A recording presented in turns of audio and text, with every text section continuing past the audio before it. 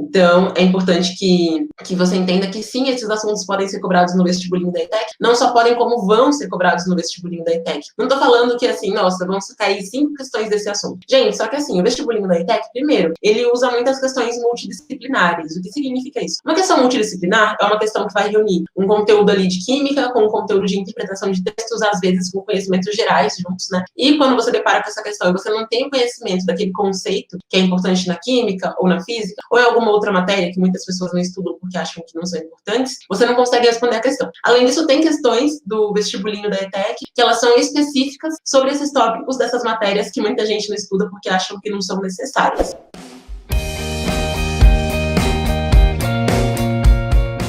Boa tarde, vestibulindos aqui do YouTube. Vamos para a nossa 20ª live da quarentena da aprovação, que deveria ser a nossa última live, mas como eu fiz uma live no sábado e eu combinei que a gente teria lives de segunda a sexta-feira até o dia 8 de maio, amanhã teremos mais uma live. Então essa é a nossa penúltima, teremos 21 no total. Na verdade, né, se considerar de ontem, que foi uma live bônus também, que teve ontem de noite, são 22 lives, mas enfim. Para quem chegou aqui hoje de paraquedas, a quarentena da aprovação é uma série de cerca de 20 lives, começou em abril e vai até o dia 8 de maio, que é amanhã. E essa série de lives para ajudar você que está em casa a estudar para o vestibulinho da ETEC, a ter um bom resultado na prova da ETEC, independentemente das circunstâncias. Porque muitas pessoas estão sem aulas, muitas pessoas não sabem o que fazer. Então, aqui na quarentena da aprovação, eu já compartilhei muita coisa que eu usei para passar em 4º lugar no vestibulinho da ETEC, muitas coisas que os meus alunos da ETEC Power usam também nos estudos deles, inclusive alguns conteúdos, né? Então, a gente já teve uma live de geografia, uma live de história, que muita gente adorou, uma live de matemática, live de português, enfim. E hoje nós temos essa live aqui que vai ser de química. Inclusive, quem está no meu canal do Telegram já sabia qual ia ser o tema da live, porque eu coloquei uma enquete e tinha a resposta certa nessa enquete. E é o seguinte, quem já está aqui, vamos lembrar aquelas 3 regrinhas básicas da live. Quem não quer seguir a regrinha básica da live, o botãozinho de sair está feito para você. Então, as 3 regrinhas básicas são as seguintes. Primeira, papel e caneta durante a live, porque se você não pegar papel e caneta para acompanhar essa live, você não vai conseguir acompanhar tudo que eu vou falar, não vai conseguir anotar e não vai conseguir ter um bom desempenho nos seus estudos, né? Afinal de contas, não adianta só ficar ouvindo, você precisa anotar também para depois conseguir fazer o seu estudo ativo, que eu também já ensinei em lives anteriores. Segunda coisa, hashtag foco no foco. Nada de conversinha no bate-papo, nada de mandar pergunta durante a live, nada de atrapalhar as pessoas, nada de ficar mandando oi.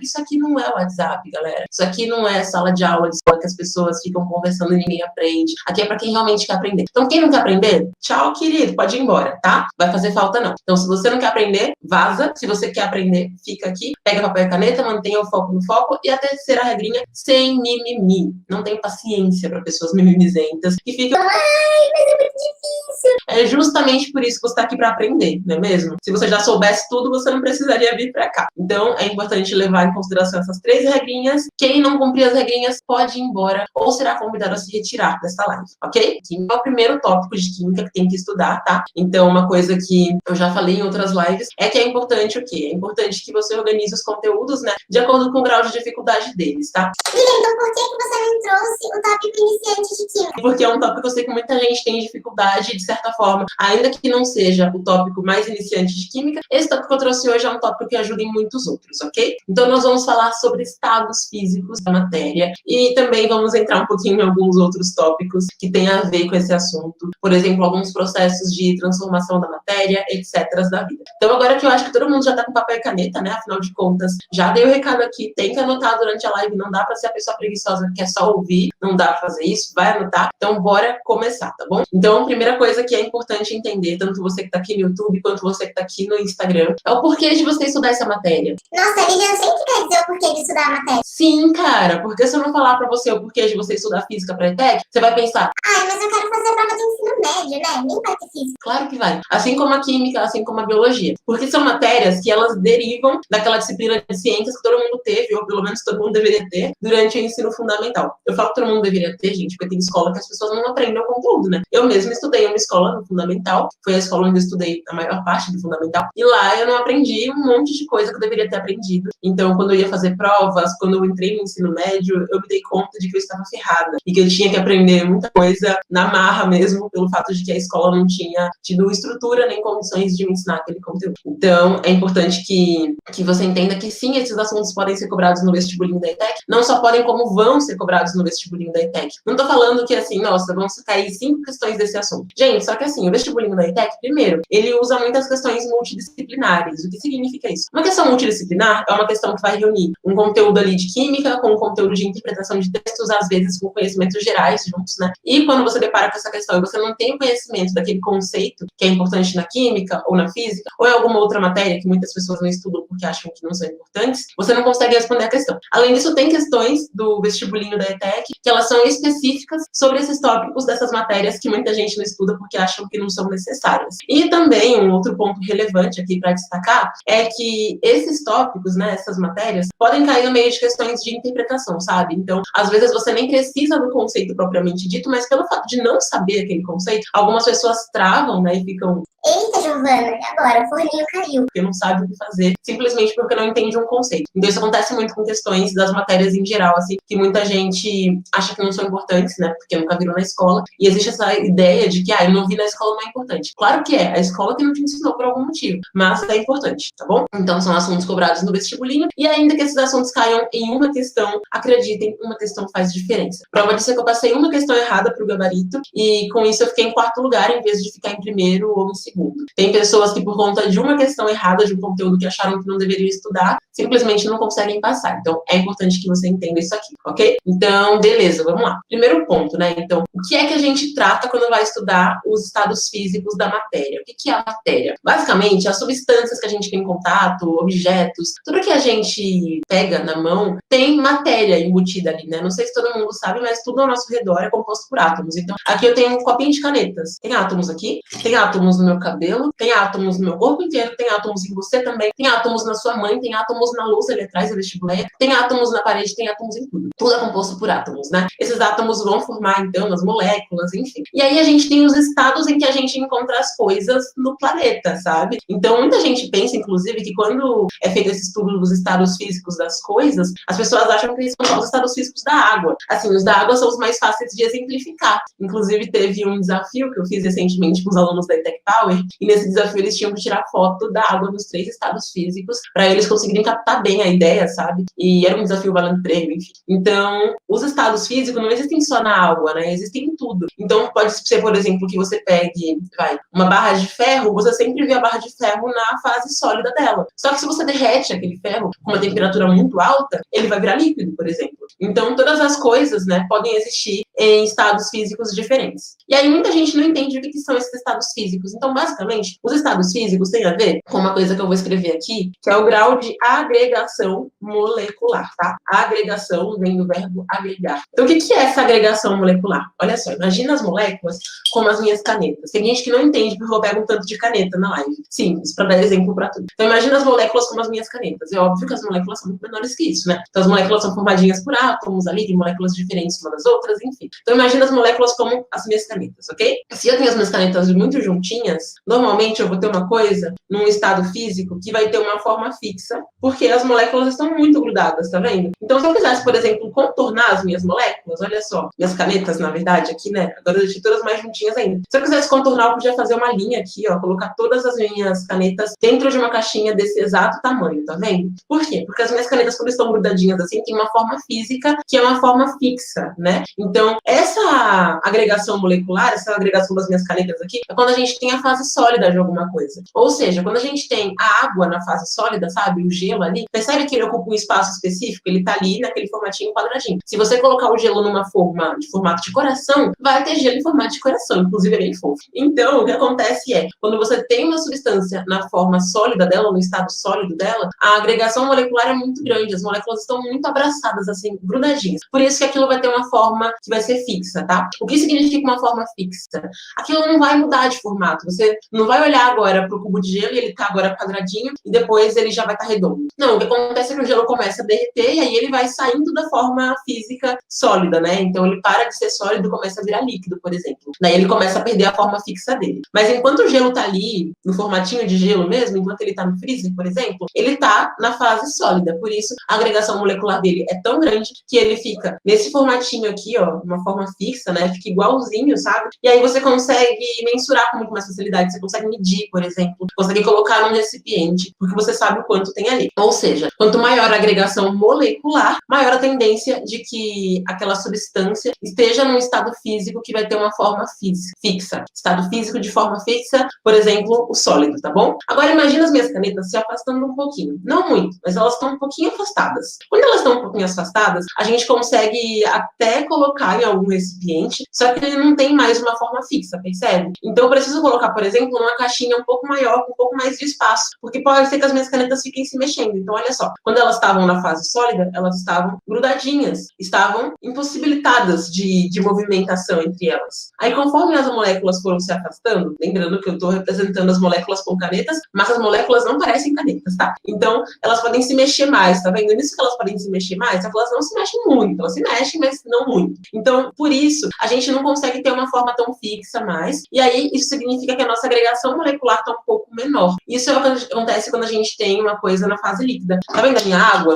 Minha água está contida aqui dentro, então a gente ainda consegue conter numa coisa, só que ela consegue se mexer bastante, ó. Se eu tivesse pedrinhas de gelo aqui, um gelo até poderia se bater no outro, só que eles continuariam com formato de gelo. A água não. Se eu colocar a minha água, assim, a fase líquida dela, dentro de um quadrado, vai ficar no formato de um quadrado. Se eu colocar a minha água dentro desse copo, vai preencher o espaço desse copo. Se eu colocar a minha água dentro dessa tampa de caneta, vai preencher o formato dessa tampa de caneta. Agora, se eu colocasse um gelo ali, não ia caber ali, porque ele tem o formato fixo dele. Se eu colocasse gelos aqui, ele não ia mudar o formato para se adaptar aqui. Então, o que acontece é que aqui na água, quando ela está líquida, né, e outras substâncias também, quando estão líquidas, tem uma agregação molecular um pouco menor do que na fase sólida, tá bom? Ou seja, as moléculas começam a se separar, elas não estão mais tão agregadas. E aí, quando a gente tem as moléculas muito distantes, isso acontece bastante, inclusive ao seu redor tem várias moléculas super afastadas. Tem uma aqui, aí tem uma aqui atrás da minha orelha, aí tem uma na dente, assim, ó, tá vendo? Elas estão brincando, tem umas doidas, aí uma para aqui atrás, aí outra vai pro meu cabelo, aqui no meu cabelo, cada uma vai para um lado. O que acontece com isso?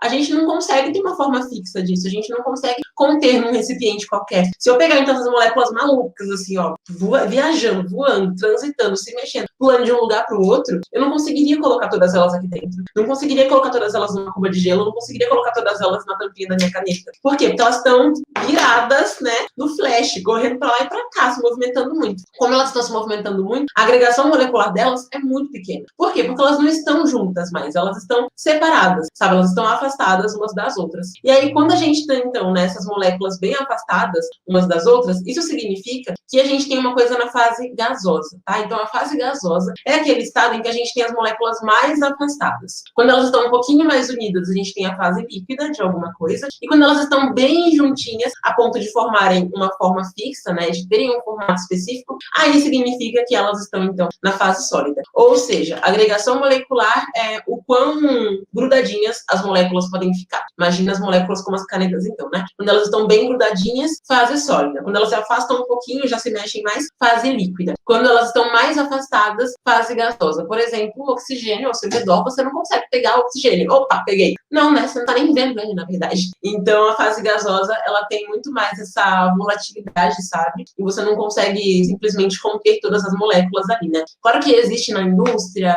no setor químico, enfim, algumas formas de você pegar as moléculas gasosas. Só que isso com equipamentos específicos. Você não vai pegar aqui agora a garrafa, vou encher a garrafa de oxigênio, e aí vai preencher esse espaço todo. Não vai. Porque ainda que você coloque, ó, que eu deixo minha garrafa aqui aberta, entrando oxigênio, se eu colocar mais água líquida aqui dentro, eu não vou conseguir preencher todinho com água líquida. Eu não vou saber até quando tem oxigênio, até quando não tem. Por quê? Porque o oxigênio que a gente tem aqui na atmosfera, ele fica na fase gasosa, né? Então, por isso, é uma coisa agregação molecular muito menor, quase não existe essa agregação molecular, elas estão mais afastadas, e aí tem essa dispersão maior, você não consegue conter esses elementos, né, conter essas substâncias que você tem, tá bom? Aí até aí bem fácil. A gente tem agora alguns processos, eu vou tomar um pouco de água, senão eu fico rouca, para que a gente vá então para esses processos. Tem alguns, dois, assim, que aparecem muito no vestibulinho da ETEC, inclusive são processos que a gente até vê quando vai estudar ciclo da água, por isso que eu falei que algumas coisas daqui iam entrar em outros tópicos um pouquinho, mas são processos importantes e eu acho que se eu não falasse hoje ficaria um pouco difícil para você entender a relação disso com os estados físicos quando fosse estudar esse assunto depois, tá? Então vamos lá, deixa eu pegar minhas anotações aqui para eu colocar na tela e aí a gente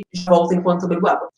Quem tá chegando aqui agora, deixa o like e me fala aí em qual estado físico que vocês mais veem as coisas, tá? Por exemplo, eu vejo mais coisas no estado sólido, mais coisas no estado líquido. Enfim, cadê o primeiro processo? Onde que eu coloquei isso? Achei. Ponto de fusão e ponto de ebulição. Isso gera uma confusão na mente do ser humano que só Jesus na causa. E é o seguinte, gente, olha só. O que é ponto de fusão? Vou começar com ele, tá? Então, ponto de fusão. Fusão é F-U-S-A, tio no A e O. Então, fusão. O que é esse tal do ponto de fusão? Olha só, quando você tem uma coisa na fase sólida e você quer que ela vire líquida, você precisa aquecer. Exemplo, você pega margarina. Você vai pegar a margarina porque você quer fazer um brigadeiro e você gosta daquela receita do brigadeiro feito com margarina. Tem gente que não gosta, mas cada um faz o próprio brigadeiro, gente. Então, assim, você vai pegar a margarina, ela tá sólida por enquanto, né? Quando você aquece, percebe que ela começa a ficar líquida? Então, nesse procedimento de você aquecer uma coisa para aquilo virar líquido, tem uma temperatura específica,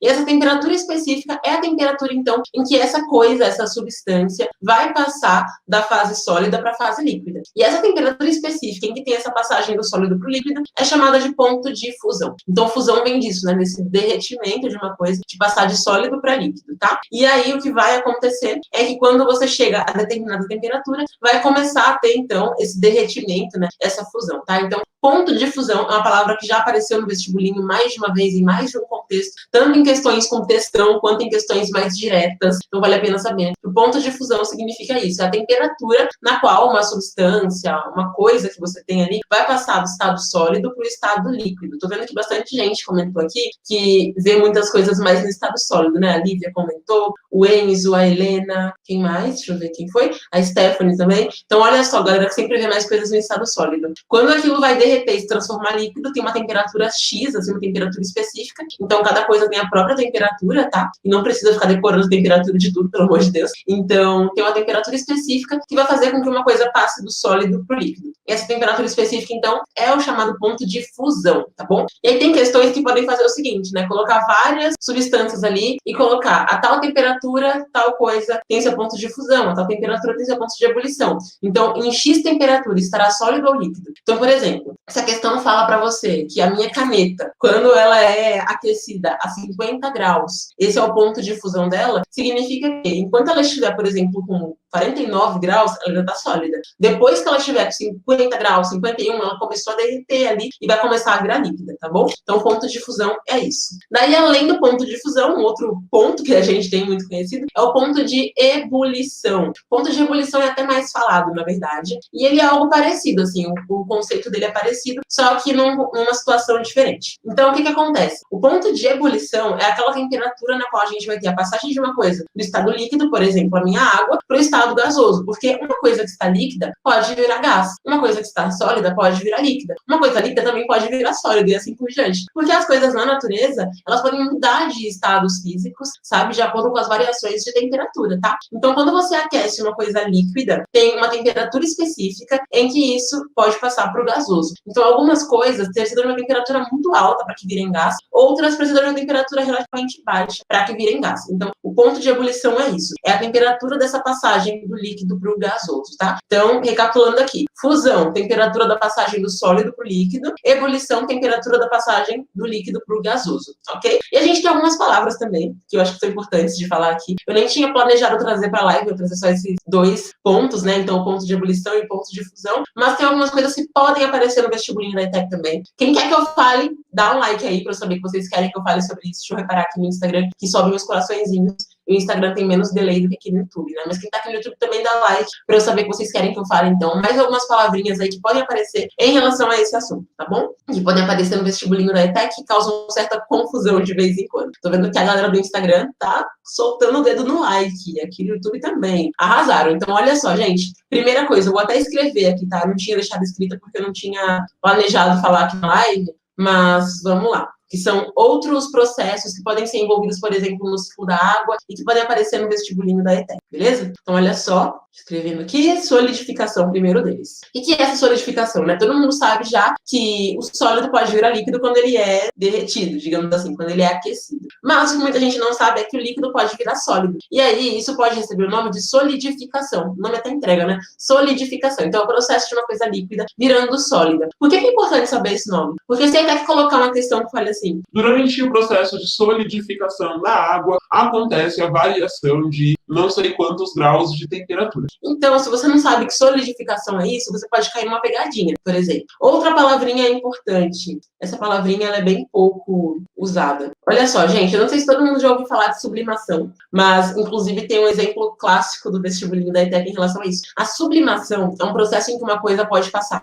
diretamente do estado sólido para o estado gasoso. Mas como assim? Sim, isso pode acontecer. E um exemplo clássico é a naftalina, que são como se fossem comprimidinhos que as pessoas colocam às vezes na roupa para evitar mofo, para evitar barata, enfim. E aí, do nada, aquilo que é sólido pode virar um gás, né? Que você não vê mais. Então, é como se aquela naftalina desaparecesse. Por quê? Porque a sublimação é esse processo em que uma coisa pode passar diretamente do estado sólido para o estado gasoso, tá? Então, de sólido pode virar um gás. O comprimidinho ali da naftalina acaba se transformando em nada, né? Então, basicamente, a sublimação é uma palavrinha que também pode aparecer no vestibulinho, que é importante que você saiba. E uma terceira palavrinha, vamos lá. Essa tem bastante a ver com o ciclo da água. Condensação. O que é essa tal da condensação, né, gente? A condensação é a passagem de uma coisa do estado gasoso para o estado líquido. Por exemplo, é muito comum que a gente fale: nossa, as nuvens estão muito condensadas, provavelmente vai chover. Então, as nuvens que elas estão ali gasosas, quando tem esse processo de condensação, o que pode acontecer é que comece a chover, né? Quando você vê as nuvens muito carregadas. Então, a condensação também é um nome desse processo aí, da passagem do gasoso para o líquido, tá? E que é uma coisa que pode aparecer tanto no vestibulinho mesmo, como um conceito para você, quanto tem um texto ali no meio, pode aparecer aquela palavra, e aí, se você não souber o significado, pode ser que você tenha dificuldade para conseguir acertar aquela questão na prova da ETEC. Então, por isso que é tão importante que você entenda, tá? Então, são palavrinhas, né?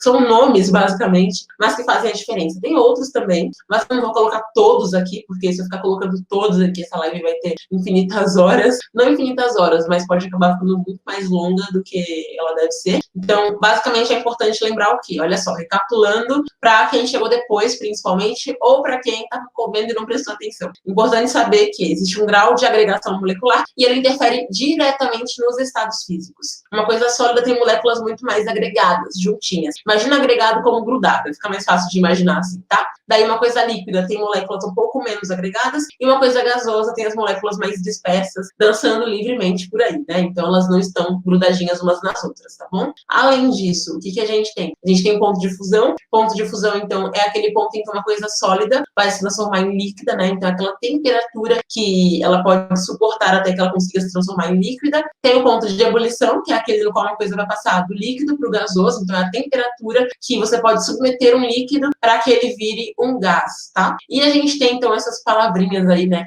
Como a sublimação, condensação, solidificação e assim por diante. Tem outros nomes também que fazem parte do ciclo da água, por exemplo, como evapotranspiração, mas não vamos entrar nisso agora, tá? E é o seguinte, vou tomar uma água rapidinho e vou deixar aqui 5 minutinhos para vocês colocarem perguntas. Então, vamos lá. Enquanto vocês deixam as perguntas, vale lembrar que semana que vem, dia 11 de maio até o dia 16 de maio, a gente vai ter a Maratona ETEC, a 11ª edição da Maratona ETEC. Para quem não sabe, a Maratona ETEC é um evento que é gratuito e é online, então ninguém tem motivo para não participar e vai acontecer lá na página da Maratona, por isso é importante se inscrever para participar da Maratona. Como é que se inscreve para participar da Maratona ETEC? No meu Instagram tem o link na bio, então você clica na bio do meu Instagram, e quando você vai no meu perfil tem aquele link, você clica lá no link da bio, e aí você vai clicar no botãozinho para se inscrever na maratona. Aqui no YouTube, aqui embaixo da live, tá passando o link. Vou colocar também aqui nos comentários, tá? Então, vamos lá. E também tem o link na descrição aqui da live. Então, para quem quiser se inscrever na Maratona ETEC, aproveita que é de graça, aproveita que é online, não tem que sair de casa. E lá você aprende passo a passo para você passar na prova da ETEC. A gente tem materiais também durante a Maratona ETEC para você já entrar em prática nos seus estudos. Claro que quem está acompanhando as lives aqui desde o começo já está muito à frente de muita gente que não está estudando ou que começou hoje, por exemplo. Mas participar da Maratona ETEC, assim, é pré-requisito obrigatório para que você consiga ter um aprendizado ainda melhor, principalmente nesse momento em que tanta gente está sem aula na escola, tá bom? Então, se inscreve na maratona aí, para você conseguir ter um aprendizado muito mais eficiente, para você interagir também com outras pessoas que querem passar no vestibulinho da ETEC, porque a gente vai ter uma comunidade para isso. Então, é isso. Recado dado, vamos ver se tem perguntas aqui no Instagram. Primeiro ela surge no Instagram, depois aqui no YouTube, por conta do delay que a gente tem aqui no YouTube, tá? E, gente, para quem tá perguntando, quem participa da ETEC Power não precisa participar da Maratona ETEC, ok? Porque a ETEC Power é a nossa plataforma completa de estudos para o vestibulinho da ETEC. Então, quem tá na ETEC Power não precisa participar nem das lives aqui, nem da maratona, porque já tem todo o conteúdo completo na ETEC Power, então tá tudo beleza por lá mesmo. A Júlia falou o seguinte: repete, por favor, sobre como são as moléculas. E eu acho que alguém aqui também tinha perguntado isso. Olha só, deixa eu ver quem foi. Vamos achar aqui a pergunta da pessoa. A Ruth perguntou também, né?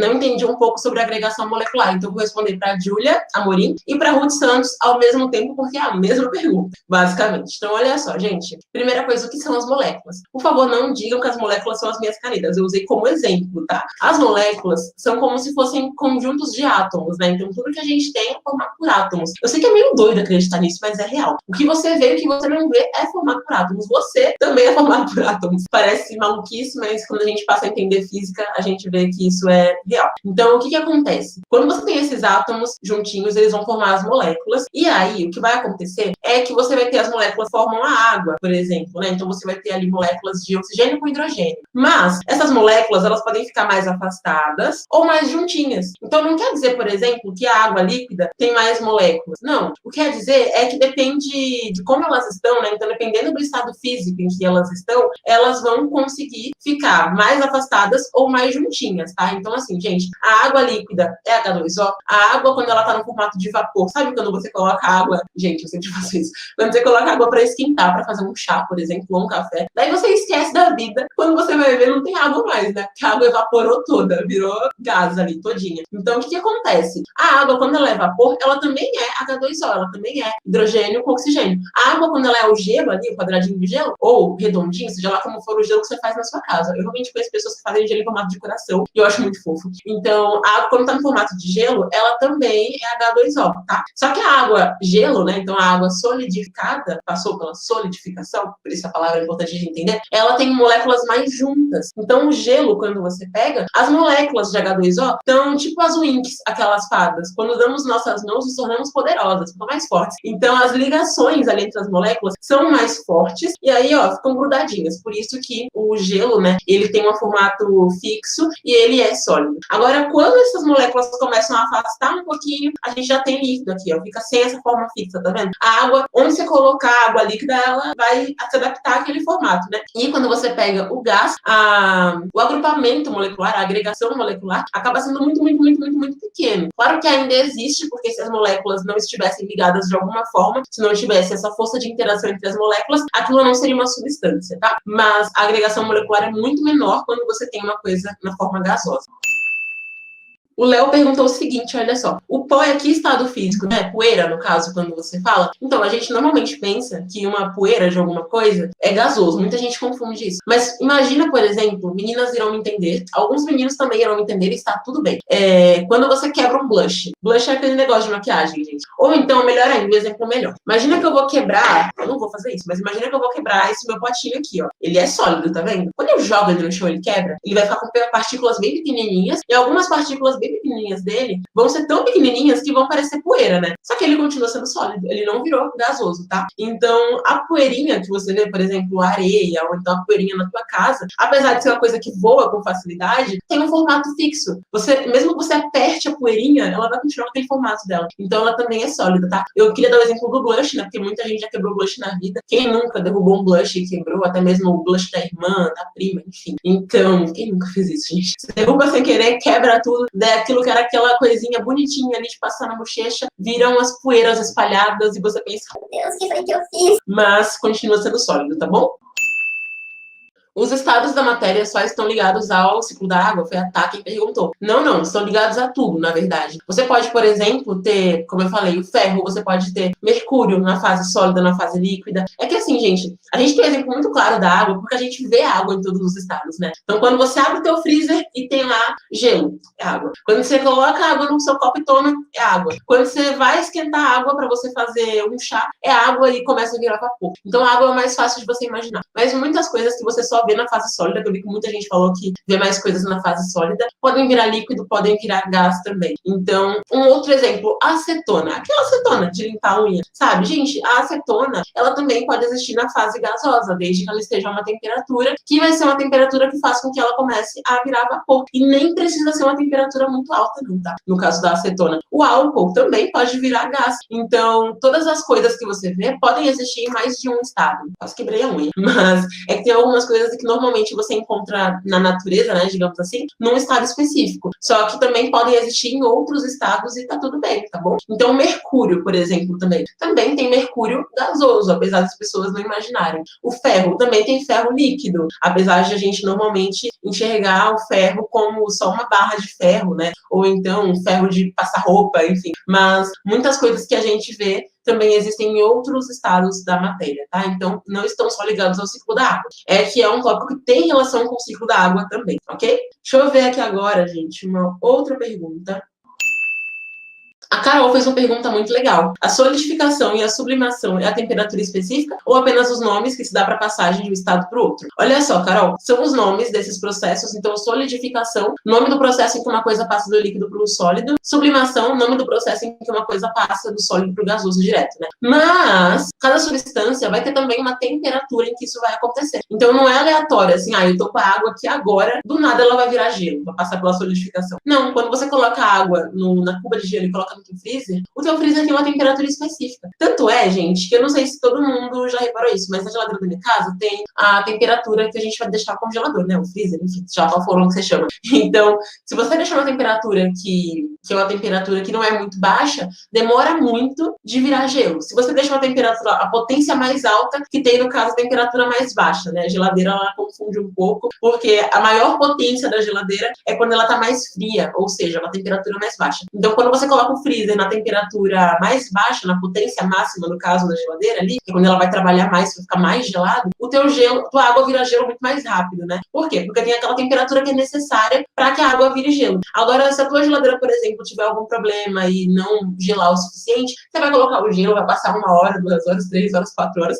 vai continuar lá porque não chegou a temperatura que precisa. Então, são processos, mas cada coisa tem a tua própria temperatura. Só que no vestibulinho da ETEC, o processo de solidificação e sublimação, eles caem muito mais como conceitos do que como processo em si. Por isso que eu só citei o conceito, tá? Já no caso do ponto de fusão e do ponto de ebulição, a prova pode sim trabalhar mais com valores. Então, falar, o ponto de fusão de X é Y, e o ponto de fusão de Z é W. E aí, qual deles vai estar sólido a N temperatura, sabe? Uma coisa que o vestibulinho gosta de fazer bastante, inclusive.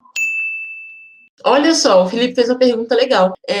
A matéria pode ter uma temperatura de fusão e uma temperatura de ebulição diferente? Sim, pode sim. Por exemplo, gente, teve uma questão, eu não lembro de quando foi agora, mas assim, sempre vai ser normalmente, tá? Uma temperatura, não sempre, né? Tem sempre as exceções na química, em tudo na vida. Mas assim, normalmente tem uma temperatura que vai ser a temperatura de fusão e uma temperatura que vai ser a temperatura de ebulição. Normalmente, a temperatura de ebulição de alguma coisa é mais alta que a temperatura de fusão. Por exemplo, uma questão que os alunos da Tech Power tem que responder nessa aula. É uma questão que tem uma tabela, e aí nessa tabela eles têm o ponto de fusão e o ponto de ebulição de várias coisas. E aí tem lá, ponto de fusão de X, por exemplo, 25 graus. Ponto de ebulição da mesma coisa, aí vai ser 50 graus, sabe? Então, sim, uma coisa pode ter um ponto de fusão diferente do ponto de ebulição, porque vai depender de uma temperatura, né, uma quantidade de calor diferente para conseguir virar líquido e uma quantidade de calor diferente para conseguir virar gás, tá? E aí é mais comum que o ponto de ebulição seja uma temperatura mais alta que o ponto de fusão. Inclusive, isso tem a ver também com calorimetria. É o que eu sempre digo, a física e a química são tipo aquelas primas que andam sempre juntas, que são melhores amigas também. Então,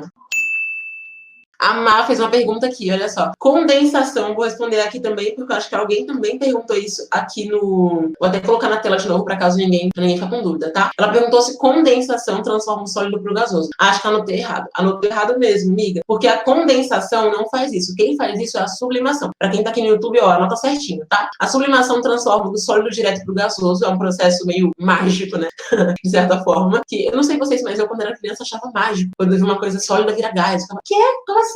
E a condensação, ela não faz isso. A condensação vai transformar uma coisa do gasoso pro líquido. Então, é quando o gás ele acaba aglomerando ali, e aí vai acontecer com ele uma mudança de temperatura que vai fazer com que aquela coisa que era gasosa comece a se transformar em líquida. Por exemplo, a chuva, sabe? Quando as nuvens, né, começam a se condensar, e aí a chuva vem, a chuva cai no quintal, como diria Sandy Júnior, não são as folhas que caem no quintal, mas enfim, deu pra entender. Então, condensação, olha só, gasoso pro líquido, tá? Sublimação é que é do sólido pro gasoso, tá?